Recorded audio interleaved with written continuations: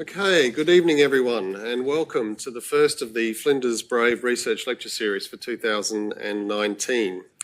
It is of course World Cancer Day and our theme is of course around lifestyle and cancer. And being World Cancer Day, I'd like to acknowledge the CEO of the Cancer Council, Mr. Lincoln Size, who's with us tonight. Thank you for being with us, Lincoln. I'm Professor Ross McKinnon. I'm the Dean of Research in the College of Medicine and Public Health at Flinders University, and I'm also a Beat Cancer Professorial Chair. I acknowledge that we are meeting on the traditional country of the Kaurna people of the Adelaide Plains and pay respect to their elders past and present. We recognise and respect their cultural heritage, beliefs and relationship with the land. We also acknowledge that they are of continuing importance to the Kaurna people living today. Some housekeeping matters, emergency exit advice. Please note the emergency exits are located outside of these doors, through the glass doors, and turn right towards the stairwell. The meeting point is Victoria Square, which is of course out there. And in terms of the facilities, they can be accessed outside these doors and turn left. It's a bit of a rabbit warren, but you'll get there eventually. In terms of this event, this is of course our Brave lecture series, which is one of our big events for Flinders University. If you wish to share this event with your peers, please make sure to hashtag Brave Research into your posts and tweets. The term brave is not just a reflection of the extraordinary research that Flinders pursues today, it's a call to action that harks back to the earliest days of our institution. As we at Flinders make inroads in our mission to change lives and change the world, we are focused on making a difference by extending the boundaries of knowledge, by addressing the big challenges and by changing lives for the better through our research. Our founding Vice-Chancellor, Professor Peter Carmel, explained his ambitions for Flinders in a now famous quote, "We want to experiment and we want to experiment bravely." It is a concept that has captured the imagination of successive generations of Flinders researchers and continues to inspire us today. This bravery is evident in our researchers and the new research discoveries we are sharing with the world for the greater good. Tonight we'll provide the research undertaking behind a healthy lifestyle as a way of reducing the risk of cancer. And what better researcher to enlighten us in this regard than Professor Bogda Koczwara. Bogda is a medical oncologist and senior staff specialist at the Flinders Centre for Innovation in Cancer. Her interest is in the needs of cancer survivors, and this led her to developing a survivorship program at Flinders that aims to promote excellence in clinical care and research relating to the needs of cancer survivors. Without further ado, please welcome Professor Bogda Koczwara.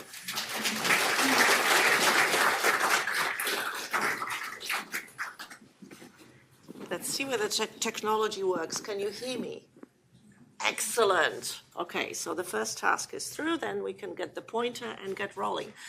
Hello everyone, welcome, and it's delightful to see so many of you here, especially given it's such a beautiful day outside.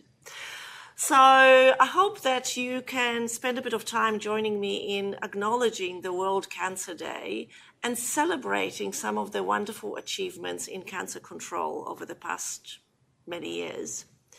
In particular, over the past 5 years, we had tremendous improvements in cancer treatments, many new cancers that can now be cured, many cancers having better outcomes. So there is lots to celebrate, and unlike 30, 40 years ago when cancer was such a scary concept, now we can really see the future and see the positive outcomes. And today, we really want to focus on what you can do to improve cancer outcomes. And we're calling it the sea change because we're really trying to have quite a major paradigm shift in how we look at addressing cancer as a healthcare problem at so many different levels. So this is what I'll try to concentrate on over the next half an hour, and we'll have time for discussion and questions afterwards.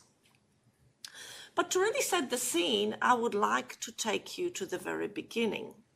And this is the picture of Sidney Farber, who was a pathologist working in Boston, United States, nearly 70 years ago, in the late 1940s, shortly after the Second World War ended. Sidney Farber looked at the metabolism and growth of leukemia cells in childhood leukemia. And what he noted was that if you modified the metabolism of folate by using a particular drug, you could actually stop leukemia cells from dividing. And that was the time when he tried for the very first time to treat cancer. And in fact, he gave the anti-folate drug to children with leukemia and subsequently lymphoma, and observed that the cancer stopped growing, only for the short period of time, but that was the beginning. And in fact, at that time, there were quite a lot of voices saying it is cruel to give children treatment of this sort because invariably the cancer returned and children died of the disease. But think about it now. It's not even 70 years later, and here we are today, and the same leukemia that Sidney Farber treated in 1947 is curable in overwhelming majority of cases, and many, many other cancers to follow. So that's tremendous change in a very short period of time. Some people who were there when he was treating the first patients are still alive today. There are not many other areas of medicine where progress of this magnitude had occurred so quickly, and it's only escalating. But the other thing about Sidney Farber and the model of cancer care that was started in Boston is that cancer care was very technically minded.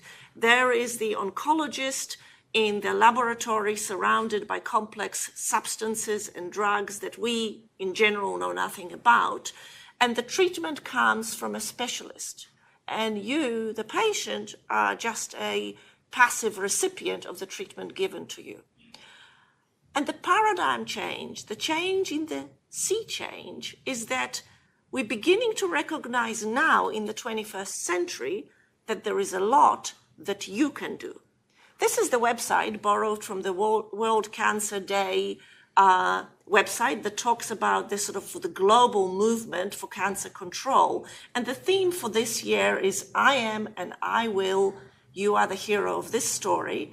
And the website really tries to focus on cancer control from the perspective of your power of reducing the impact of cancer for yourself and the people you love. And this is what I'd like to focus on today. So let's start with the bad news. The bad news is that if you live in Australia, you are facing the risk of one of the highest likelihood of incidence of cancer. If you live to the age of 85 in Australia, your likelihood of developing cancer is about 1 in 2. You would see that this is a map of cancer incidence worldwide, and Australia and New Zealand take their prime spot in purple as the highest incidence rate of cancer anywhere in the world. And the reason for it is partly the skin cancer, and partly that people live for a long time in Australia, and therefore they live long enough to develop cancer, whereas in many countries you die of infections or of war-torn problems or other issues that shorten your life expectancy. So there is a lot of cancer in Australia, and with good cancer outcomes, there is a lot of cancer survivors. So that's the bad news. Cancer will happen to many of us in this room. But there is a good news. And the good news is that cancer outcomes are improving dramatically. And I apologize for this being kind of a little bit old data, but it's probably the best pictorial kind of description of what happens.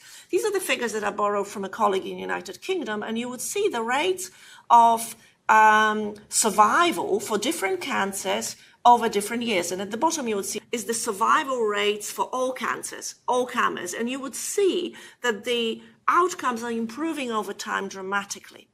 Now there is a second graph, which they basically couldn't fit it on the same graph, that's here, and that shows some of the cancers that outperform the average, and they are the breast cancer, the lymphomas, the kidney cancer. So the survival rates for some cancers are incredibly, incredibly close to normal life expectancy. So the outcomes for cancers are terrific, and many people who are diagnosed with cancer today will live for a very long time. There is even more of a good news, and that is that we can do something ourselves to reduce the impact of cancer.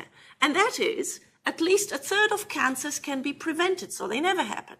Secondly, If you get cancer, healthy lifestyle after cancer will improve quality of life, reduce side effects of treatment, and for some cancers would improve survival.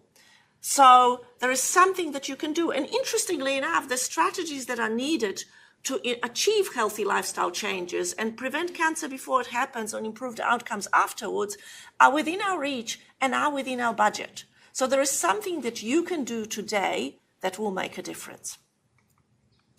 So let's talk a little bit about preventing cancer before it happens.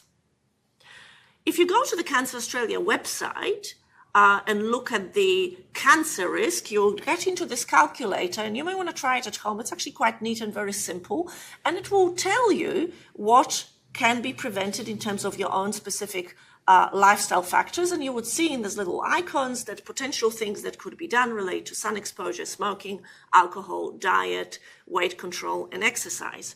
And in fact, this is kind of the take-home message. If you want to live a long and healthy life and avoid cancer, do not smoke, avoid alcohol, wear a sunscreen, maintain healthy weight, exercise, eat healthy diet, vaccinate against hepatitis and HPV, and avoid exposure to carcinogens, things like asbestos, for example. So let's just go through these very briefly to see how well we're performing in Australia on each of those. First, the good news. When it comes to smoking, Australia is really leading the way, and the rates of smoking are falling quite dramatically, which is very positive. Alcohol, very similar pattern. Proportion of people who exceed the risk, the alcohol recommendations is falling as well. Sunscreen. This is the paper that was published only last week that summarized Australian consensus statement regarding sunscreen application. And the recommendations have changed, and it's worth paying attention to them. And that is that historically we tend to assume that application of a sunscreen is something that should take place only when you going to the beach or you're exposed to higher exposure to UV radiation. Whereas what's happening now, the recommendation is let's protect from sun exposure on an everyday activity. So for example, driving to work. Or working sort of in the outdoor setting. And the recommendations are that we should apply sunscreen of SPF of 30 or more every day when the UV index is 3 or more, which means that in South Australia, that applies to 10 months a year. You're only free in sort of June, in July. And other than that, sunscreen for every activity. So I think that we could do better than what we're doing at the moment. Obesity is probably the biggest challenge that we're facing. And while we haven't outperformed United States yet on the obesity scale, we're pretty high up. Australia is the 13th fattest country in the world. Does anybody know what is their fattest country, actually? Interestingly, no, I actually... I was curious, and I thought for completeness sake I better find out. And I discovered, depending on which resources you look at, it's either Nauru or Samoa. So Polynesian sort of countries are the ones that where the rate of obesity is the highest. But the problem in Australia is that our rates of obesity are high. Our rates of obesity are increasing quite dramatically, both for adults and for children. So this is really a health problem, not just with regards to cancer, but also other chronic diseases. How does that relate to cancer? This is a kind of a busy diagram, but picture often tells an interesting story. And this diagram summarizes proportion of cancer cases attributable to excess body weight according to different countries. And you would see that Australia in yellow kind of sits kind of in the middle, where the leader of the pack is the United States and Russia, where the proportion is greater. But it's certainly Australia could do better in this regard. Another way of depicting the same information is looking at what cancers are most associated with obesity, and that varies according to gender. And these pie diagrams show all the cancers that could be attributed to obesity in males and females. And in males, the majority of cancers will be colon, rectum, and kidney and liver. In females, it's endometrium and breast cancer. So given that breast cancer in particular is very common in Australia, this is an area that if we could control obesity better, then we would have very significant impact on risk of cancer. So some food for thought of what we could do. Now, this is just to remind you that unfortunately today the rates of obesity around the world are increasing, both for men and women and boys and girls.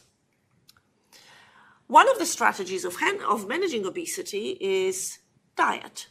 Dietitians would tell you, I hope, that healthy eating is a very effective strategy of managing weight. And some of you might have noticed that the guidelines for dietary guidelines in Australia seem to be changing. There is more emphasis on fruit, vegetables. You wouldn't see a recommendation to drink juice anymore. The recommendations are there for drinking water. And this is kind of a nice description of what is the proportion of different elements of diet that would be recommended for people to eat. Note that there isn't such a thing as a special cancer diet. The same diet applies to healthy eating in general, prevention of risk of cancer, cardiovascular disease, etc. One point that I should make here is that the guidelines for healthy eating seem to be evolving around the world. And if you look, for example, at Canadian guidelines, the picture of dairy products is kind of as much more subtle. They're not out of the picture, but there's less of it than in Australia, and there is a greater emphasis on non-meat products. It's worth also remembering that there are other drivers for dietary change, and they relate to sort of environmental health and sustainability, and that also has an important role to play. So diet is an important strategy, and following these guidelines would be the appropriate way forward. Now, what about exercise? Many people think that exercise and cancer is Lance Armstrong riding Tour de France or Tour Down Under. Not so much. The more likely realistic depiction of exercise and cancer is something like this, because more cancer patients are older, or perhaps something like this, where people don't necessarily go to the gym, but actually engage in an activity that involves some physical activity, some community activity. In fact, in United Kingdom, if you finish cancer treatment, you're given a packet of seeds to encourage to do some activity in the garden, maybe grow some food and connect with friends. In South Australia, certainly this is the activity that would be recommended and easily accessible and cheap. So I hope that I've given you some sense that there are many strategies that are appropriate for prevention of cancer that should be affordable, manageable, and accessible to anybody, as opposed to somebody who can spend the entire day training at the gym. But what about if the cancer occurs despite all the prevention strategies? Sometimes people think that if the cancer develops and you've done everything, it was really all for nothing. And I certainly do see patients who present with cancer and say, never smoked, ate healthy, exercised all the time, healthy diet, etc., and here I am with cancer. Those things happen. Prevention strategies are not foolproof, they're not guaranteed. But it's worth reflecting that that story is not over. There is lots that can be done that is useful in terms of prevention of cancer after the cancer diagnosis. It's also worth remembering, and we often don't talk about it, that there is a tremendous sense of guilt and shame. And in fact, I have heard of examples of sort of blaming patients who developed cancer on assumption that maybe their prevention strategies were not as well developed as they should have. You would these days, more and more cases of lung cancer are not related to smoking, and a person with lung cancer might be looked at as if they had smoked, when in fact they've never smoked. Or somebody who develops another cancer where there is a possibility for prevention might feel that they haven't tried hard enough. Getting a cancer diagnosis is hard in itself. Blaming is really not very helpful here. And unfortunately, that still happens. If you feel concerned and despondent because the cancer diagnosis occurred, it's very easy to sit back and say, I'll do nothing and kind of resign yourself to the future as opposed to doing something about it. And I think that's a very unfortunate turn of events, because we know that healthy lifestyle after cancer really matters, and the outcomes are significantly better if you continue with the healthy lifestyle. So let me give you some examples. And in contrast to the primary cancer prevention, the data is not as easily accessible. There isn't a neat website, maybe we should have one, that actually lists some of those influences clearly. So let's just go through them very quickly. This is not particularly compelling. Smoking is not very, very good. We know that for cancers that are particularly associated with smoking, lung cancer, head and neck cancer, there is a higher risk of cancer recurrence if you smoke. But this is an interesting study. And apologies for a big text, but this is just kind of to remind you that this was sort of published in a reputable journal. It's an old study that looked at outcomes of patients with Hodgkin's disease, very curable cancer. That cancer is often treated with radiotherapy, and we know that radiotherapy predisposes, if given to the area around the chest, predisposes to the development of lung cancer. What we've learned from this study, from nearly 20,000 people with Hodgkin's disease being followed up, is that if you smoke after Hodgkin's disease, the likelihood of lung cancer is magnified 20-fold. It's a huge difference for something that will be very easy to avoid. What about weight? This is a review done by Melinda Irvin, who's a kind of a world leader in weight and exercise in cancer, that looked at breast cancer, because there's most data in breast cancer, but it potentially could be found in other cancers in a very similar extent. And she looked at the question of what happens if you gain weight after cancer diagnosis. So it doesn't really matter whether you were overweight prior to cancer or not, but what happens if you gain weight, and what is the impact on mortality? And what she has found, this is a sort of a diagram that shows you that if the boxes or diamonds appear to the right side, that the outcome is worse. If they on the left side, the outcome is better. And you would notice that the squares and diamonds are to the right, suggesting that for most of the studies, there is some suggestion of impaired survival for all causes, not just breast cancer, but other causes, cardiovascular disease, etc., if you gain weight after you had a diagnosis of breast cancer. Now, what we don't know as well is whether your outcomes are better if we actually make you lose weight. This is an association study, but it really poses some interesting questions of what we should be focusing on. Exercise. This is a nice study from Buffalo, New York, from Roswell Park, that looked at the physical activity of about 20,000 people with cancer, many cancers, any cancers. And again, the same principle: if the boxes are to the left, better outcome; if the boxes are to the right, worse outcomes. And what it shows is that if you have some form of habitual activity, going for a walk, doing something, you get a benefit of survival for most of the cancers.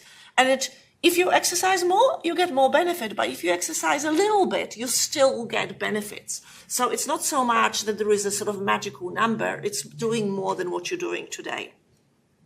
As a result, Clinical Oncology Society of Australia had issued a position statement on exercise in cancer care last year, which was published in Medical Journal of Australia, that argues that every person diagnosed with cancer should be offered an opportunity to develop an exercise plan that suits them.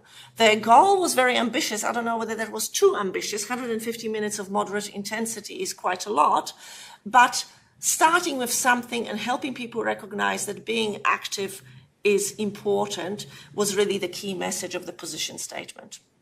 And this is just something from our own neighborhood, and that is reproduced with permission from Professor Liz Eakin, who runs a national program, Healthy Living After Cancer, that has until recently been delivered through the Cancer Council of South Australia, where she looked at the data of what happens to people who have participated at the Cancer Council phone coaching to improve exercise and healthy diet. And what you would see, these are all the lists of different benefits. And essentially people who participated in the program lost weight, had healthy diet, reduced fat, sort of improved body composition, improved quality of life, reduced symptoms, and reduced fear of cancer recurrence. In a nutshell, what's not to like? And this is really something that is delivered through the phone call to people who are interested. And there's more, 2 for the price of 1. And that is that if you introduce strategies to reduce, to improve outcomes for cancer, you will also impact on other chronic diseases. So it's worth remembering the majority of cancer survivors are older, and majority of cancer survivors have other conditions, whether they are diabetes or heart disease or other problems. So all those healthy lifestyle interventions have impact on all those other conditions. This is just to remind you, and it's a pretty breezy slide, but it will show you what proportion for different, this is data from the United States, for different conditions here, you would see the proportion of people who only have one condition. And if you look at the bar with cancer, you would notice that about 10% of people have cancer and nothing else. That means that 90% of people have cancer and other stuff. About a third of them would have 1 or 2 conditions. About a third would have 5 or more conditions. So there's no point just saying we're going to concentrate on cancer. You might as well concentrate on something that gives you a return on investment for cancer and everything else in your health. This is an example of the data relating to cardiovascular risk factors, again from breast cancer, because it's studied more. And this paper looked at women diagnosed with breast cancer having treatment. 3/4 of them had some form of cardiovascular risk factors. And if they had cardiovascular risk factors, they had more problems with the cancer treatment, more difficulties receiving cancer treatment, and more cardiovascular problems later. Now, the fact is that as an oncologist, historically, we look at the patient receiving treatment for breast cancer and we look at the drug that we give them and its risk for poor cardiac outcomes. What we should be doing is we should be looking at the person and say, do you have risk factors? Do we need to do something about it? Do you have high blood pressure that we need to treat? Do you have high lipids? Do you need to see a dietitian? Do you need to engage in physical activity? By the way, that's what we're going to be working on. So I'm very excited.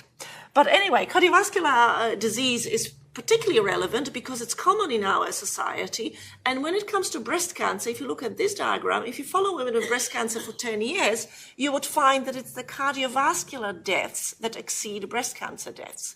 So if you want your patients to live for a longer time, it would be crazy to just say, we'll concentrate on cancer and ignore everything else. We have to look at everything and reduce risk factors for all the other chronic conditions as well. This is just a picture that shows you how things relate. And you would see here that the risk factors for cardiovascular disease and for cancer are the same. So the same risk factors, smoking, obesity, poor diet, inactivity, may give you cancer, and it will give you cardiac disease. Cancer will be treated with different treatments, and those treatments may predispose to further cardiac events. And if you're having cardiovascular disease, you may not be fit to have cancer treatment, and that may lead to inferior outcomes. So all those things are interrelated. And if we really want to benefit the patients, we actually have to start painting the picture that puts all those different priorities together into one whole. So just finishing off, let's reflect for a second of how do we change behavior? Because of course we're saying those are things you should do. How do you do them? And most people say, well, just do them, right? Not quite. It's often much harder. And with apologies for a complex picture, this is something that psychologists often talk about it. And that is, how do you change someone's behavior? And you would notice that it starts from thinking about what you're going to do, developing an intention, starting something, maybe creating a bit of a plan of, if I'm going to go for a walk, will I go at 7 in the morning or 7 in the evening, which would fit better with my sort of family plans? What would be more convenient? What would be easier? What would be cheaper? What would be safer? And then you really need to get to the action control, and get it to the process of sort of reflexive process where you're doing it almost automatically, like brushing your teeth. And when you get to the stage of developing a habit, you do it. Developing a habit takes a long time, and most of the research in lifestyle modifications in cancer tends to be very short-lasting. We give people this boost of intervention, they're very enthusiastic, and then we leave them be. I think we need to focus our research on identifying how do we develop habits so people can carry on with healthy lifestyle interventions for the rest of their life, as opposed to for 2 months or 3 months. And it's not just about an individual having the motivation and action. This is an interesting diagram that kind of identifies what are the different elements that goes into changing behavior. And of course, the individual factors we just talked about, and they might be affected by where you live, who you are, what is your knowledge, what is your sort of, what are your preferences.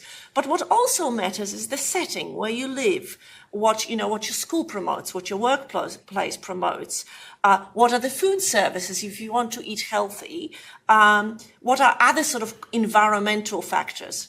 The bits in purple, what is the system factors, what is the government policy, what is available, incentivized in terms of buying, what are the public health interventions that are available, are there any free programs that you could access, and what are the cultural norms? Is it socially acceptable for people to exercise? I grew up in a country where when you sort of turned 40, exercising was considered a little bit strange. So basically you exercised till you were 39 and then you sat on the couch for the rest of your life. Things have changed, but it's worth thinking about it. If you're in a country where sort of, let's say it's not considered acceptable for a woman to go for a run in the street by herself, then you need to find other avenues for people to exercise appropriately. So this is just more about than an individual. And I say that because if you feel like it's a struggle for you as an individual, recognize there are other factors important in lifestyle modification. And this is just pulling it all together. This is a policy framework that comes from World Cancer Research Fund that talks about different elements of the policy to improve lifestyle interventions. They include not just providing information, the bit in purple, but also creating an environment where it is easy to eat healthy food and easy to exercise. And that might be through appropriate urban design, appropriate labeling, marketing, etc., etc., and then pulling that together in orange into a coherent system. So many different elements into changing behavior. A few more points before I finish. Is cancer a teachable moment? We tend to assume that it is. Many people say it's a wake-up call, cancer diagnosis, now I'm going to change my entire life. The research says that it's not necessarily so. This is the data from young childhood cancer survivors in the United States who are at high risk of particular cancers. And these are the rates of adherence to appropriate screening strategies for bowel cancer, breast cancer, and skin cancer. In a nutshell, pretty low. It begs the question whether that's because we don't tell them what they need to do, or because they do not want to listen. And that's area that really is a little bit underexplored. So just because something could be done, that does not mean that people will do that. Secondly, we are constantly exposed to fake news and bombardment of marketing, some of it not necessarily well justified. This is just an example. Wouldn't it be nice to take a pill and all our risks would disappear? We tend to be very interested in that sort of message because it requires no effort. And if you say, well, actually, no, the pill is not available, but you have to put 150 minutes of exercise every week, that's not as palatable. So it's worth reflecting of sort of how, what messages drive our actions. There is a range of interesting messages, some of them correct versus not correct. This is the sort of a diagram from one of the popular magazines, which seems to suggest that evidence for avocado and quinoa is pretty good, but the coconut water, not so much. So, check your labels and check your data and seek reputable advice from appropriate professionals. And the other one, and I just throw it in because we tend to think that it's all very simple. Go in, do something, and the result will follow. Sometimes the picture is a bit murky, and this is an example of one of those unexplained mysteries of the universe. There is a town in Pennsylvania called Roseto, and The town is famous because of the Rosetto effect. And Rosetto effect was observed when a researcher went to Rosetto in the early 1960s and studied risk of cardiovascular disease and found that in Rosetto people wouldn't have heart disease and wouldn't die of heart disease, even though most of them smoked and most of them were obese. And the rates couldn't be explained by genetics because there was nothing particularly unusual about their genetic makeup. And their neighbors and relatives and the relatives of the people from Rosetto living in other towns in the neighborhood did not have the same effect. And what the researchers postulated and what seemed to transpire for the entire generation studied was that the factor that was involved was the community spirit. People in the 60s lived closely, got together for a communal meal every evening, didn't watch television, looked out for each other, which was not the case elsewhere. And as the next generation of Rosettans grew up and adopted American lifestyles, watching television and not talking to your neighbors, the cardiovascular benefits just fizzled out. So this is just to point out that there are many mysteries in the universe and that will keep researchers going for a long time. And sometimes things are complex and a little bit hard to explain. And another example that potentially is more relevant to cancer is this study, which I remember fondly from when I was starting my oncology training, called Someone to Live For. And it's the study that looked at the factor of whether you have a family and people that you connect closely to, and whether that would motivate you to adopt more aggressive cancer treatments, which would likely lead to better cancer outcomes. And indeed, that was the case. So I think social connections, relationships play a role. And for those of you who remember that earlier last year, somebody was arguing that there are better health outcomes and longer survivals if you drink coffee, I'm still wondering whether it's the coffee or whether the fact that you're having your coffee with someone that makes a difference. So what can we do? It's worth reflecting today what could be done as individuals, as governments, as NGOs, policy leaders, parents, teachers, employers, and as communities in improving outcomes for cancer.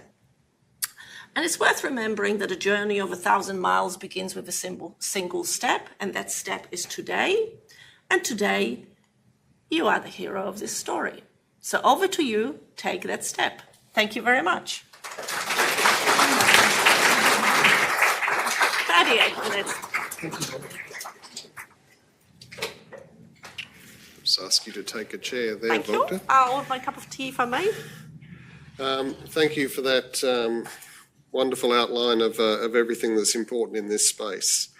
What we're going to do now is we're going to pick Bogda's brain a little bit, but we're going to also bring up 4 other experts who are specialists in some of the various sort of things that Bogda talked about. I think I must be Polish because I sort of stopped exercise at about 40, I reckon. So. I'd like to introduce the other panel members. From Flinders University, we have Associate Professor Claire Drummond, who is from the College of Nursing and Health Sciences and is an expert in exercise science. And Dr. Lisa Beattie, who is a clinical psychologist and is an expert in the psychological, social, behavioural and ethical aspects of cancer. From the Cancer Council South Australia, we have Tamara Thorpe, who is a Community Education Project Officer with a background in health promotion and public health. And finally, certainly not last but not least, is Themis Chrysidis, who is an accredited practicing dietitian and award-winning in all sorts of ways around food. And he's from Sprout Cooking School, and he, of course, catered the event tonight. And I have to say, it was fantastic. So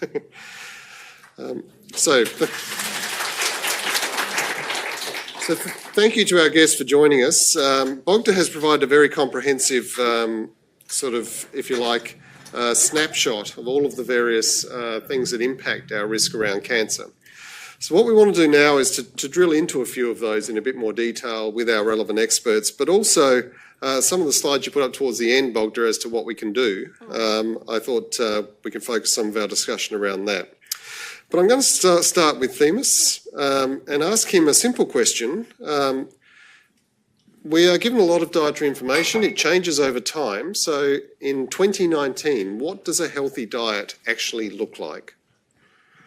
And I'm not talking specifically around cancer, I'm just talking a healthy diet. What do we tell our children? Where do we start? I think as was pointed out during the lecture, there is no cancer diet. I think that's the very first thing we need to point out. There are a number of things we can do to reduce our risks of various health outcomes and complications. I often say, as scientists, we play the percentages. Basically, we try to kind of use populations and we try to understand what the healthiest people are doing, and we play the game to reduce your risk of something potentially happening in the future. But we can't ever guarantee that, and no one's ever going to put a guarantee on that. And if they do, they're probably going to offer you money back and steak knives and all that stuff too, and it's too good to be true.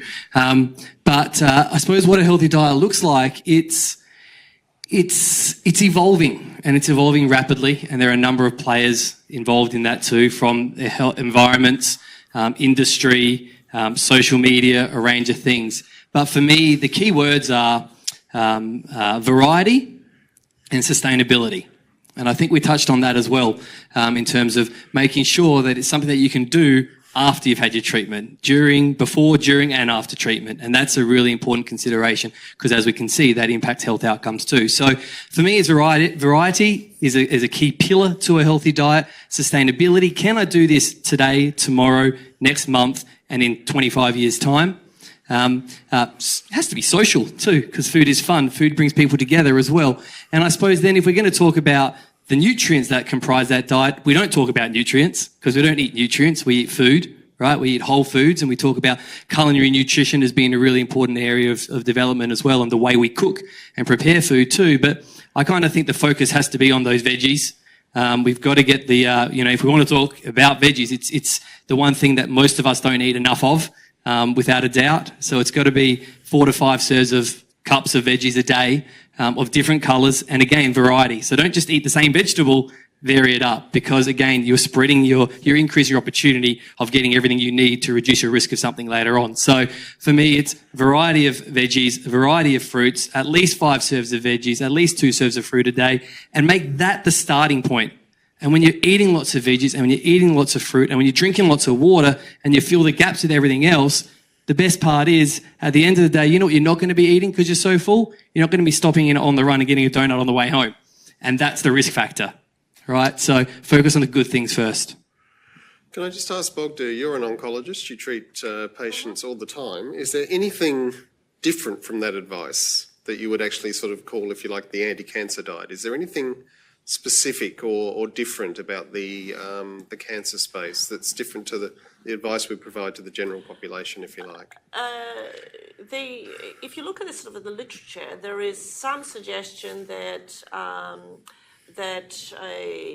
exposure to reasonable amount of vitamin C is beneficial. So citrus sort of fruit is often beneficial. Green leafy vegetables are probably again recognized as potentially having more anti-cancer properties, but it goes back to the fruit and vegetables in general.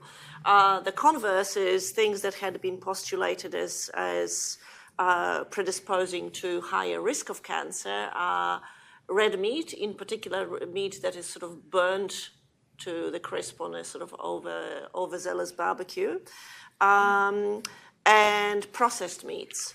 Although it's not as straightforward, because if you look at sort of at the Italian diet, there's plenty of processed meats in the Italian diet, and it hasn't caused, Mediterranean diet seems to be doing just fine. So it's, at the end of the day, one of the things that I've spotted in looking at the Canadian guidelines, which I really liked, was that in addition to kind of a picture of different things you put in your diet, there was a second picture, and that eat with people and cook your meals. And I think that's really explains that there is something else to diet than just putting nutrients on the plate. And that's what the Italians do. Yeah, exactly. Right? That's true. They don't eat a whole leg of prosciutto themselves. Yeah. They share it with their friends, and then they eat lots of veggies with that too. Staying with you, Themis. Not everybody is in the same situation. There are many challenges in life, and money and time are 2 important challenges. For some people, they may have a lot of time to prepare food. In some cases, people may have plenty of time, but not much in the way of finances. Is there any sort of general advice that you could give, or ways, if you like, that you can actually sort of assist people with limited time or people with limited funding?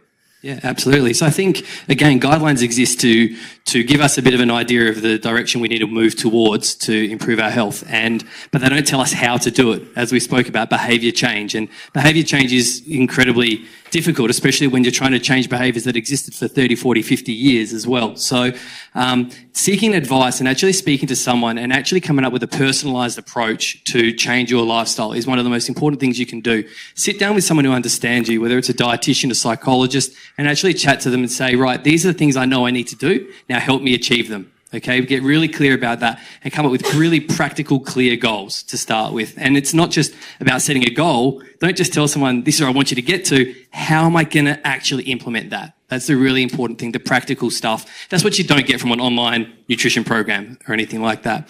But then to keep it, I suppose, one barrier, which is the affordability. The main consideration, as soon as I think affordability, I think eat with the seasons, right? Straight away eat with the seasons, because when produce is in season, it's more available, it's cheaper, it tastes better, it's got higher nutrient content because it's grown in the ground for longer, and at the same time, if I eat with the seasons over the course of the year, I'm going to have a nice varied diet as well, because I'm mixing up and I'm eating the vitamin C, which my body wants in the middle of winter as well from the citrus fruits. And then all of a sudden I'm eating peaches and plums in summer, but then all of a sudden I want an apple again in autumn because I've had enough of my plums too. So it keeps me inspired. It keeps me interested in food. It's affordable. And you do have to plan. You know, you need to stick to that plan too. Yes, sometimes you're going to deviate from that, but having a plan doesn't have to be a clear meal plan, but having a bit of a plan of what you're going to eat when, and make sure that you've got the food in the fridge, so you don't go to the supermarket to grab a bottle of milk and end up spending $45 as well. We all do it. Okay, so have a plan. Make sure you shop with the seasons, and you know, at the same time, be varied and flexible, and make sure that you know you're able to mix up your diet, and you can also shop with different specials and things as well. Okay, let's turn our attention to Claire. We saw from Bogda's presentation some guidelines around exercise. They look challenging to some of us. So I'm curious about, you know, how exercise does contribute to reducing the incidence of cancer, but in particular, how we can go about achieving that minimum amount of exercise that we've seen, as I said, which does appear challenging to many people. Let's talk about the general population first before we get on to some specific groups. Yeah, I'm really glad that you brought those COSA guidelines up, because they are actually, while ambitious, and then if I remind you with the COSA ones, where there are 150 accumulative minutes per week. So that's one thing we need to address, is it's accumulative. It's not per day, it's over the whole week. And if you're looking at the general population, what we're looking at for the guidelines as set by the Australian government is for youth, so adolescents up to 17, it's 60 minutes of moderate exercise per day. So we're not getting it. Our children aren't getting that now anyway, really, unfortunately, but that's what we're looking at for that. And then once we reach 18, for the normal population, of course there's no normal population really anymore, is there? But if you're looking at a sort of population health, we're looking at there, it is 150 hours up to 150 minutes up to 300 minutes accumulative across the week of moderate exercise. And then you could also intermittently do that with 75 minutes to 150 minutes of vigorous exercise. Now, what the health professionals are trying to get at is that you maybe do a mixture of both. So I don't know if you've been hearing a lot about HIIT, high intensity interval training. What's coming out with the research with HIIT at the moment is that it's very high intensity, so it's in the vigorous range of exercise intensity. So it's like a 95% of your maximum heart rate of you getting out there and doing really, really high intensity exercise for a very small portion. And so that is good for those people that can do it, because it sort of reduces the amount of time you need to do exercise. But on a general population base, we're looking at 150 minutes to about 300 minutes of moderate exercise accumulative. I think what we need to say here too is it's very easy to be inactive. It's super, super easy now in our life, technology has made our lives so easy to be inactive. Where 20 or 30 years ago, incidental exercise used to make up these guidelines. We didn't have someone to tell us you need to be doing 22 to 40 minutes a day of exercise. You just sort of did exercise incidentally. If you go to a supermarket now, this is where these technology has sort of helped us and hindered us. You can't find stairs anymore. You can't open doors anymore. You know, you walk through doors and you go up travelometers. You don't walk up travelometers. You stand behind people with trolleys going up travelometers. So you park really close to doorways now, whereas before we used to sort of park away. Even in the city, we've now got tram lines where you could walk from one side of the city to the other. We don't do that anymore because we get on a tram. So it's very easy to be inactive. So it's very much harder now to us to find those 150 to 300 minutes of moderate activity a week. But what you can do is reintroduce incidental exercise. So it's not like Bogda said, it doesn't mean you just have to go out and do a run or do a strength class. Those things are fantastic, but they're not always applicable for us because of time and looking after children and working and just being generally tired. I mean, we have a lot in our lives. But if you can put some of that incidental stuff back into your life, then that will go a bit of a way to actually accommodating that 150 to 300 minutes of accumulative exercise a week. What about for sort of a couple of sort of target groups in particular, banged up footballers as a personal perspective? You know, achieving those sort of vigorous exercise goals is probably out of the question. What can I do? Yeah, absolutely. So there are, again, it has to be specific to the individual, exactly what Themes was saying, and also Bogda as well. A health professional needs to work with you on what you can and cannot do. So again, if I was saying to Ross, you need to be doing HIIT training, come on, you can do it. And you're a banged up footballer, you'd be looking at me saying, are you kidding? I can't do anything with my knees. I can't do anything that's, you know, going to actually make my life much more difficult than what it is. I just want to do some form of activity. There is activity out there that you can do. A really great example, actually, that I've been involved with for many, many years is more walking. Has anyone ever been to Marion Shopping Centre or even Tea Tree Gully in the early mornings and seen women walk around with red T-shirts on? Many, many, many years ago, some older women, widowed women, didn't have husbands to walk with, and of course socially how we do physical activity is a great way to get back into doing regular physical activities to make it very, very social. We came up with an idea to introduce more walking around Marion Shopping Centre out in the south. And we had, in the first week there, hundreds of women and a few men, and the men were happy to be there because there was so many women. It was fantastic. And we walked around from 7 o'clock in the morning through to when shops opened in a very safe environment, in an area that had no undulation in the footpaths, and in a very easy pace. Those that wanted to walk faster walked faster. Those that had perhaps some knee issues or were an old banged up footballer and couldn't do vigorous stuff anymore worked at their pace. But what they did is they were social, they talked, and we also had something attached to it too, so that at the end of a month they might have walked to China, for example, or something like that, just something really, really fun. And the biggest thing about it was the coffee shops at Marion loved us because they would all go after and have coffee together. So they meant that it was a very social thing to do. So HIIT is not for everyone, vigorous is not for everyone, and if those that are really, really fit, moderate's not for you. You want to do half stuff. So you need to find what suits you in the different exercise parameters. And I have to say too, it all goes together. Exercise is not good without the good nutrition, without the sun, without everything else. So it's a big package. It's not one without the other. Yeah, thank you. Can I just point out I did say banged up, I didn't say old. But I didn't mean old. But I'm not offended. Tamara, let's switch our attention to your world. Bogda made, I think perhaps the most alarming thing Bogda said all night was that we have to wear sunscreen 80% of the time in Adelaide. How practical is that? And do we actually need to wear sunscreen sort of that regularly? Is there a negative impact on other sort of aspects of our health, like vitamin D? There was, of course, the recent press release from Cancer Council Australia. So would you like to comment on all of those areas? Yes, I would. Thank you. So as you saw before, new recommendations have come out around the daily application of sunscreen when the UV is forecast to be 3 and above. So I guess what that looks like in a practical sense is as you're getting ready for the morning, popping on a moisturiser or a sun cream underneath your makeup, or as you're getting ready, or applying the sun cream on the kids as you're either throwing them in the car or out the door. Sorry, parents. One more thing you need to do.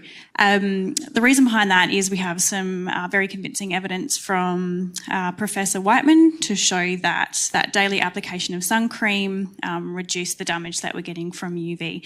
So that's a good thing. We know that 80% of cancers diagnosed in Australia are skin cancer. So by regularly protecting ourselves whenever the UV is 3 and above, we can reduce that skin cancer rate. I guess the other bit of that is the vitamin D. So we know that sensible sun protection doesn't put us at risk of vitamin D deficiency. We know that going outside, and even if you've got sun cream and a hat on, you will still make vitamin D. I guess the flip side of that is there are good times to be outside without any sun protection, and that tends to be whenever the UV is below 3. So, for example, today before 9 o'clock and after 5:30, you can go outside without sun protection and get the vitamin D that you need. So, no, we won't put us at risk of a vitamin D deficiency. There are a variety of reasons as to why someone might be vitamin D deficient. So, if you're concerned about it, go see your GP, because you may need to have a blood test to discover that. What else was I going to say? Oh, yes. When it comes to sun protection, I guess we do encourage people not just to rely on sunscreen. So while sunscreen should be a part of our daily routine, we ask people not to forget hats, covering clothing, seeking shade as well. So don't just rely on sun cream, because it's not a suit of armour. Sunscreen's not particularly cheap. Do you just want to sort of comment on that? Yes. Should it be? Well, should it be GST free? Oh gosh, don't start that one. Yeah, well, I'd love it to be, actually. That would help our case a little bit. So there are a variety of different sunscreens on the market, and you can buy some quite affordable ones from different supermarkets, big name supermarkets, or you can buy the most expensive brand in a very posh department store. But all of the sunscreens that are sold in Australia do go through the Therapeutic Goods Administration, so you can be confident that whether you're buying, the cheap, no-brand one, or whether you're buying a quite expensive, lovely one, they're all doing the same thing. So if affordability is something for you, by all means, you can go for the supermarket brand or the pharmacy brand if you like. But again, if you're finding that you're wearing lots and lots of sunscreen, maybe perhaps focus on popping on a cardigan or a jacket to go outside if cost is a factor for you. Okay, I'm going to turn my attention to Dr. Beattie down the end there. Lisa? Bogda didn't talk too much about stress. Of course, ultraviolet light is incredibly stressful on cells, but there are many stresses on us in general. And there certainly is a literature around sort of the impact of stress on risk of cancer.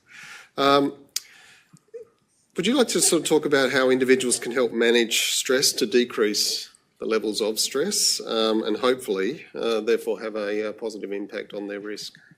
Yep. This is actually one of the most heavily held or strongly held beliefs, I think, that is out there in the community, that stress causes cancer, and a lot of people will often blame themselves, thinking that it's because they've lived such stressful lives and managing all the things that go on in our busy lives these days that they've somehow managed to bring the cancer upon themselves. So clinically, often when I'm working with people, I'll actually debunk that pretty much straight away, because despite how much research has been done, there's never been any conclusive evidence for the link between stress causing cancer. So it can be a way of kind of alleviating some of that tendency to blame ourselves and think that our lifestyles have actually, and being stressed, chronically stressed, has caused the cancer. That being said, we don't necessarily want people to be living with stress unnecessarily. It doesn't actually put you at any, doesn't help in terms of managing the cancer, and also it can still cause or be linked to other unhelpful health conditions as well. And there is some tentative research evidence that once you actually have the cancer, if you are stressed, in mice models, recent mice models, there's been some evidence that it may actually be associated with cancer progression.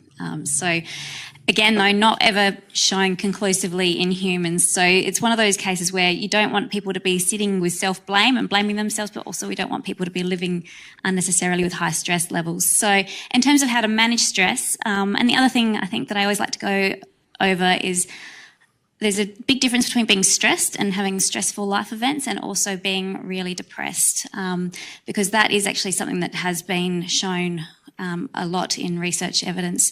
There's that if you are depressed and you have cancer, there's actually a 17% higher mortality rate.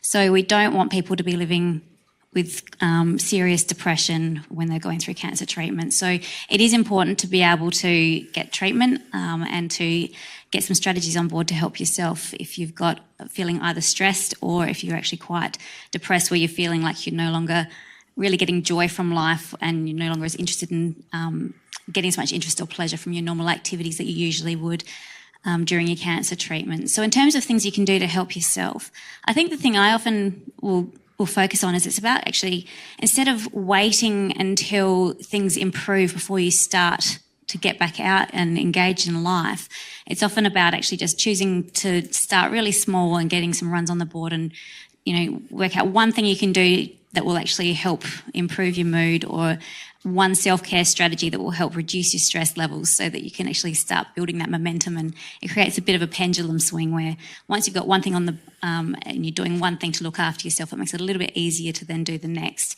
And they're the things that you can actually start to, by you doing more, it actually improves your mood and it reduces your stress level rather than waiting for those stresses to drop before you start engaging again.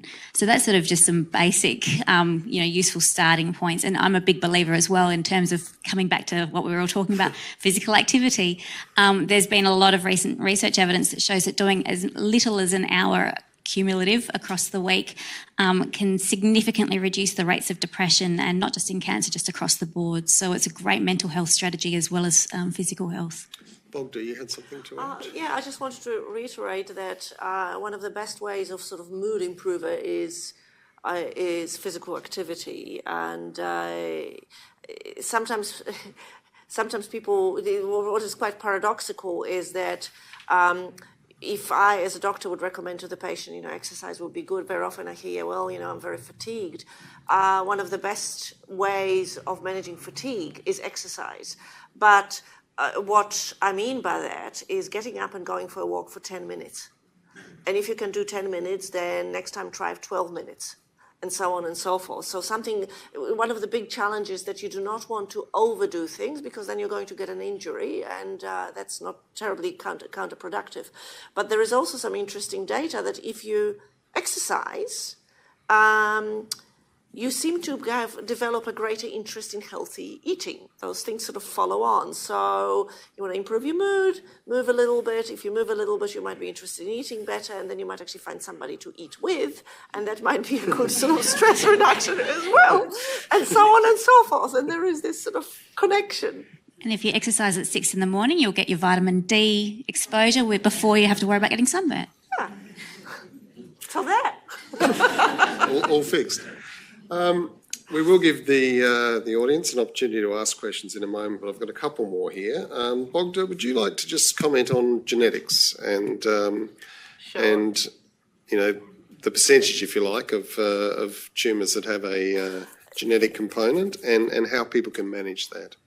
There is a minority of cancers that have a genetic component, and those that have a genetic component tend to have a compelling family history. So usually there are cases of cancer that travel through generations, grandparents, parents, children, sort of often at the sort of earlier age. So families where the genetic component is plays a role, the story is usually quite easily apparent.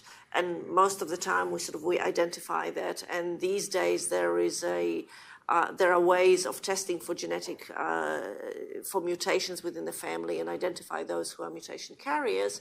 And for many cancers, there are preventive strategies, either surgical or medical. There are medicines that can be used as a way of reducing the risk of cancers. So certainly if there is a family history of cancer running in the family, there are ways of testing and ways of mitigating against it. But that applies to a minority of the population. For the majority of the population, cancer is more likely to be what's described as sporadic.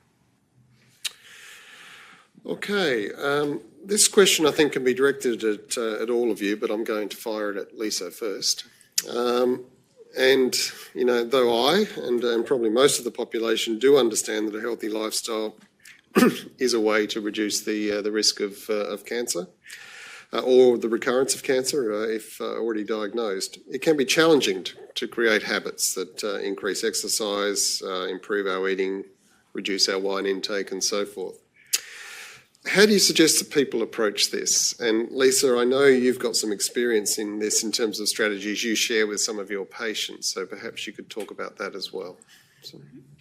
I think one of the first things that's really important is, you know, we've covered a lot of different strategies that people can adopt, and it can get so easy to be overwhelmed by, okay, these are all of the guidelines that I need to focus on. And clinically, I will always come back to the principle of keep it simple, and just choose one thing to start with, because if you try and focus on doing all of it, you'll get overwhelmed and you may not even start. So to form a habit, I think that was covered really beautifully by Bogda in the presentation as well, but it really is about, you know, start with one thing and do it regularly, do it in a way that's sustainable so that it can actually become part of your habit.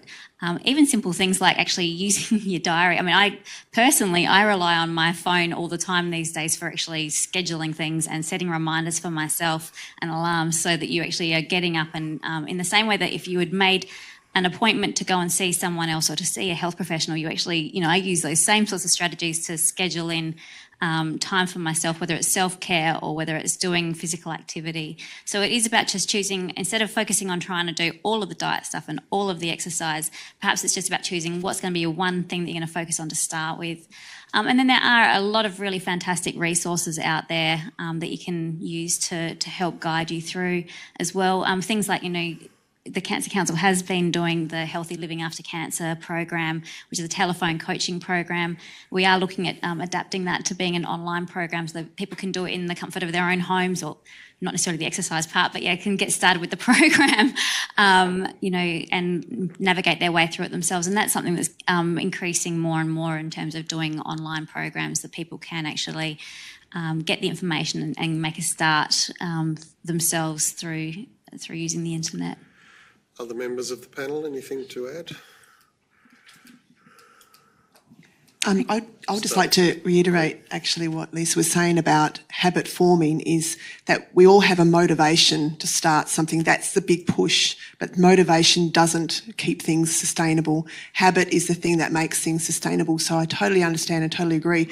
Just little steps, just to make it a daily thing, make it a normal behaviour. I mean, we wake up, we eat, we go to work, so therefore we should also maybe do some sort of physical activity, or so those sort of things. Make it a very normal behaviour that you are always going to try and keep going for a while, and just make it social. I mean, the more social that you can make these things, the more likely you will be able to get into a habit form, and sort of rely on your friends sometimes to be able to help you through as well.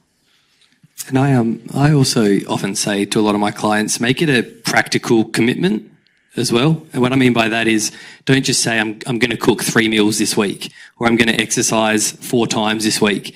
Actually look at your diary and say, is that actually feasible? And don't set yourself up for failure before you even walk out the room. So I'm going to exercise 3 times this week. These are the 3 days I'm going to do it. And if you know those are the 3 days you're going to do it, you're actually more likely to do it, because you know that if I'm going to exercise on the Monday because I can't on the Tuesday, if I choose to not, if I just feel like my motivation might be dwindling a little bit on the Monday, I'm still probably going to do it because I know I can't do it on the Tuesday as well. So create a real kind of practical commitment and look ahead at your diary and go, this is the time I can do it, and that's when I will do it, because the other times it's more difficult for me as well. Tamara, you had something, did you? Just on motivations, find a strong healthy, blah, blah, blah, New Year's resolution, but what your motivation behind that should be more than just, I'll I want to look good or I want to fit into that pair of jeans. It's the family, it's the community motivation behind that. So if you find something practical and meaningful to you, you're more likely to continue striving it when things get a bit hard. Also on healthy lifestyles, one other thing that we haven't spoken about today is screening for cancer. So there are 3 national cancer screening programs, and make time for your appointment. Make time to get in there, and for yourself, bowel, breast and cervical cancer screening. In particular for cervical cancer screening and bowel cancer screening, we can pick up the early cell changes before it turns into a cancer. So if you can make time for those tests, ask your GP for some more information or visit our website as well. Can I just second that as well? I've done some work with Jodie Lee Foundation, and we've got a very simple principle, which is if in doubt, check it out. And sometimes the tests aren't fun, right? We know that. Sometimes they require you to step out of your comfort zone a little bit. But modern medicine, as was presented in the presentation, clearly illustrates that we can treat successfully most forms of cancer. The key is getting into the right time, most of the time. So if you get checked out, I'd rather know about it earlier than later. The last word, Bogda? So I've got 2 tips for how to improve your healthy habits. One is do something you love. Ask yourself what you like. Some people are busy with their daily life and they just want some peace and quiet away from the family. So perhaps a walk alone is a good way to be.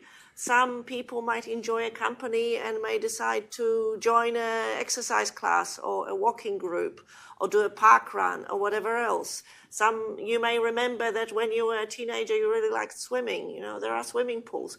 Ask yourself what it is that really you love. I remember that I like running, and there was a period of time when I had a sciatica and I couldn't run, and the only exercise I could do was biking, and it was the most boring thing I have ever done, and I would never cycle in my life. So I've learned what I don't like, but ask yourself what you do like. And do what you love, whether this is the type of food you eat or whether this is the type of activity you do. What makes it fun? What makes it enjoyable? Because you naturally gravitate towards it. And the second thing is sometimes it's a little bit hard to unpack what you like or you don't like. And for that, get some professional help. GPs are very good at guiding you.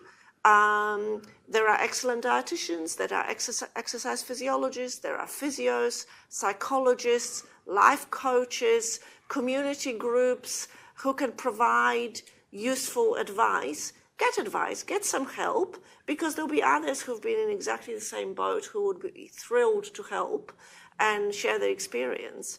So don't feel that you have to figure it out all by yourself. Okay, thank you to the panel. We're now going to throw it open to you. There are 2 microphones. Remember, it is a recorded session, so if you are going to ask a question, we ask that you just wait for the microphone. Gentleman at the back with the sunglasses. Sun protection. Yeah. Can you hear me? Oh, yes. Excellent, thank you. So I'll start with the questions on preventing potentially cancer. So what do you reckon about fasting and its role in kind of preventing and cleansing the body from pre-cancerous cells? And is that even a thing? Is that even has any evidence? And does that work? I can probably start with that. I can tell you that I started my research career about 20 years ago looking at the question of whether fasting could prevent cancer. And the bottom line was that the results were inconclusive. There are some suggestions that that could happen in animal models, but it has not been seen in humans as a sort of intervention, partly because it's hard to unpack, because if fasting is a strategy for reducing weight, there may be some benefit in it, but if fasting is kind of not necessarily related to weight, the data is not conclusive. Microphone, thanks. No, the point is not for losing weight, is actually having like a period of fasting, say, for a week in, say, a quarter, for specific purpose of cleansing, I understand. cleansing the body. There are many health benefits of fasting that has been postulated, but the data on whether fasting could reduce the risk of cancer development, that data is not confirmed as of today. And I think we can also perhaps also say, I like to have a positive spin on nutrition rather than telling everyone what not to eat and how little to eat. Fill your diet with lots of good stuff as well. Use your opportunity to eat as an opportunity to take in a lot of nutrients, health benefiting nutrients as well. And I'm not sure the fasting diet is always conducive to that as well. For some people it may work, but for me, I like to encourage people to eat a nutrient-rich diet rather than trying to have that negative spin of restricting as well. Any other questions? Lady over here. I'd just like to know if this is a myth or truth. Does sugar feed cancer? Myth. A myth, is it? Okay. Lady in the blue dress, blue top, sorry. I've got two questions. Firstly, around exercise, is what does the research say about cardio versus strength training? And also the second one is around alcohol. I know the Cancer Council say avoid or limit. I'd like to just limit, but if it's important, how important is it to avoid? If I'll quickly answer the first one. So the general population, as far as physical activity is concerned, is when they say 150 to 300 of those days, two to three of those days are strength building days as well. So it's very important to have strength in your physical activity across the board. That's also very, very important as well with the COSA guidelines with cancer, that the guidelines there are a minimum of 150 minutes accumulative of moderate activity, and within that to also have 2 days of strength building, because we know that strength building does do something completely different to your body as opposed to cardiovascular. So they're both very important. Alcohol. Regarding alcohol, so you're correct in saying that Cancer Council and the National Health and Medical Research Council recommends either avoiding or really keeping it to no more than 2 standard drinks a day. There's no safe level, I suppose. We don't really, it's a little bit like cigarettes, so we don't really know. So I guess the more you drink and the longer you have been drinking for, the higher your risk, which is why we're really asking people to be quite mindful of the amount of alcohol that they are consuming, and be aware that no alcohol is, one's not better than the other. So you can't, red wine's no better than gin, then's no better than vodka, etc., etc. So choose your poison, as they may say, and do so quite mindfully, because it can increase your risk of some cancers. But alcohol also obviously is energy dense, as we know too, so they can impact weight, which then, as we know, is another risk factor. And it also is it increases our appetite too. And I don't know about you guys, but I drink alcohol, yep. And after a couple of drinks, you feel a bit more peckish, or maybe our ability to control what we eat and our food decisions change as well. So the flow-on effect, and it's like we've always been saying throughout the night, it's all interrelated. Can I just quickly have a follow-up caveat to the strength building? I do want to also say that strength building does not mean going into a gym and lifting heavy weights. Okay, for those people that it does not mean that at all. For those that enjoy that, absolutely. Strength building could be just using your own body weight. A long time ago, people would say that even just going out and gardening would be enough. That's moved on now from there. So any sort of work where you can do body weight sort of strength, that's preferable. But you don't have to go in and do a full weights program. However, I would say that certainly with cancer survivors and those are going into some form of cancer surgery or something like that, please speak to an exercise physiologist or a physio, because they will be able to give you the best advice on what to lift and what not to do, and the right technique, because you just don't want to hurt yourself by doing incorrect technique as well. There was a question up here somewhere, just there. Oh, microphone? Just in the black and white here.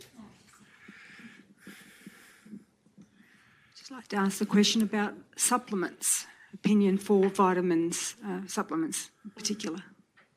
There have been a period, I think about 10 years ago, there was a series of studies that looked at whether, and specifically looked at prostate cancer in particular, where the study looked at whether you could provide supplements, but in particular vitamins, in a quest to reduce the risk of cancer. And because there is some epidemiological data that diet rich with particular minerals and vitamins, etc., was associated with better outcomes. And the supplements actually showed that the results were inferior, so people did worse with supplements, suggesting that perhaps, you know, putting a vitamin kind of into a test tube and making it into a pill misses something that actually occurs in the vegetable from which the vitamin was created. So the bottom line is that healthy diet with variety of food is more effective than a supplement and unhealthy diet. If you cannot eat, and people in the course of cancer treatment might find themselves where they nauseated and the ability to take nutrients is limited, in that setting a multivitamin is very useful. But if you can eat, you're better off eating stuff you buy in a shop as opposed to getting supplements. The other thing about supplements is that some supplements interfere with chemotherapy or surgery. So there are particular examples. Coenzyme Q10 predisposes to bleeding. So if you're going to have surgery, then you're better not taking it. Vitamin C in doses that you take orally would be absorbed, and whatever is not absorbed in excess, you actually pee it out. But if you decide that you're going to take your vitamin C intravenously, it will not be peed out, and in high doses might actually interfere with how chemotherapy works. So there are different supplements that require kind of hands-on advice, and there are some very good websites that provide information. Memorial Sloan Kettering Cancer Center has got a very good website called About Herbs, but it actually includes herbs as well as supplements, etc., and provides very good information. So if you want to look up specific items, or talk to your friendly pharmacist, and our pharmacist at Flinders is exceptionally good. Just here. Sorry, the lady in the blue, sort of white, blue. There's one just there. Sorry. Oh, okay. I'm just, you hear a lot about organic foods compared to non-organic. So what's your view on that? Because I believe that a lot of soils are depleted in minerals these days. And so then some people tend to take supplements to counteract that. Yeah. Yeah, I think the supplement, I suppose, argument was pretty well debunked there. But in terms of the nutrients you get from your foods, again, this is where I say eating with the seasons increases your opportunity of getting more nutrients out of the foods you hope to be consuming. So if you're eating with the seasons, it's growing in the ground for longer, it's exposed to the nutrients in the soil for longer and the sun, and it has time to actually develop the full complement of nutrition that we want, as opposed to being picked early, transported from the other side of the world. It still looks like an apple, but it don't taste like or have the nutrients of an apple. So for me, eating with the seasons. In terms of the organic versus non-organic, the studies have pretty comprehensively showed us there's no real difference in the nutrient composition, except for you're paying a lot more money. And if you are concerned about any negative impacts of anything, I would say if you want to, just make sure you thoroughly wash your fruits and vegetables. But we all know that cost is such a big barrier for people that I would genuinely say that you're not getting any benefit spending any extra money on those products, to be honest. But eat with the seasons, and I think you're going to get just as much. That's where you're going to get the best benefit. Time for a couple more, if gentlemen at the back again. So. Actually, I have two more questions, if that's okay. So question number one is, what's the current stance of sugar with fat and their effects on cancer? And the question number two is, how do I actually pick a good sunscreen that A, actually does the job, and B, doesn't really do any damage to our skin?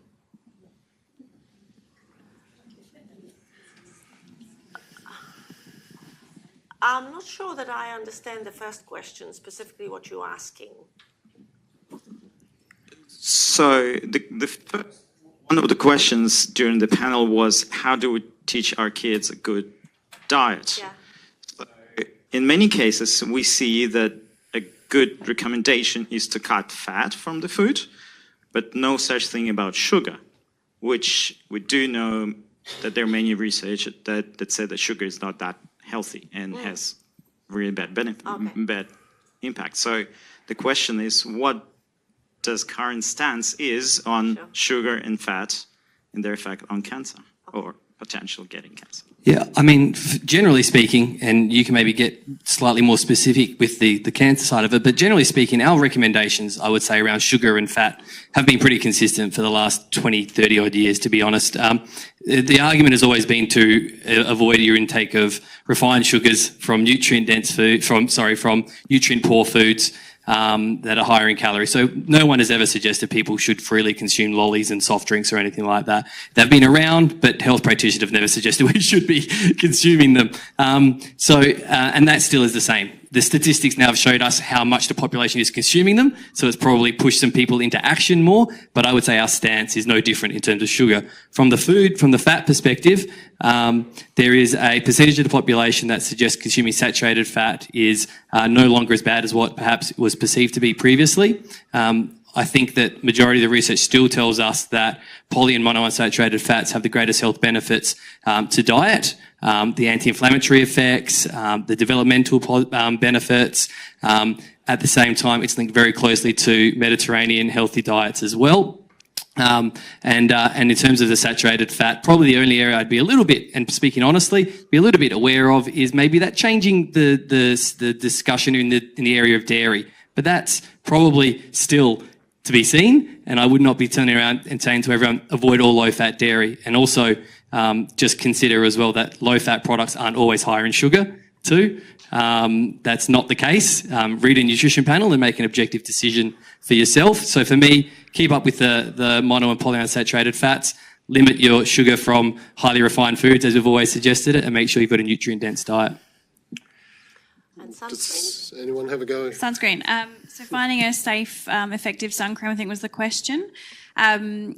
So we recommend that people, buy your sunscreens in Australia.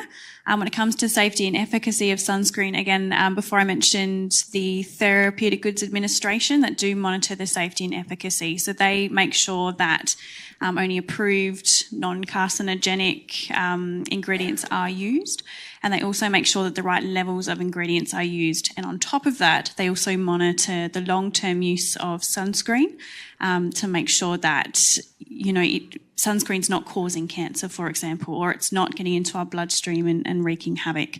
When it comes to finding a sunset, I think we've seen a bit of media around people having severe allergic reactions to sun cream. And what we recommend there is, if you're intending to buy a new product that you haven't used before, is to do a test patch on the inside of your elbow. And you should be doing that with any product that you buy, any topical cream or anything like that, to ensure that you're not going to have a sensitivity or allergy. If you have sensitive skin, that's fine. You can buy a sensitive product, which tends to be, fragrance, paraben-free, a bit less irritative to the skin.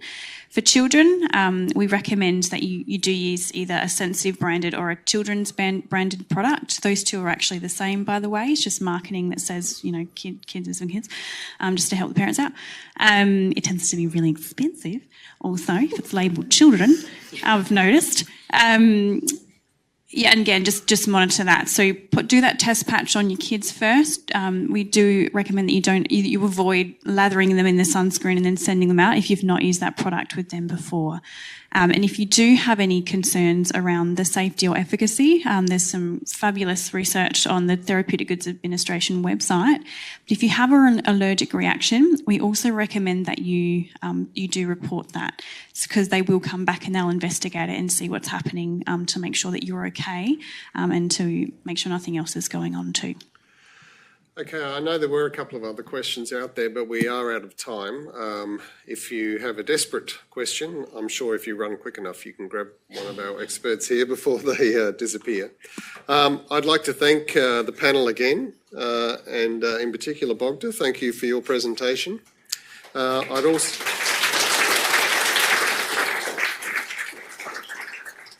We have Haig's chocolates for each of you.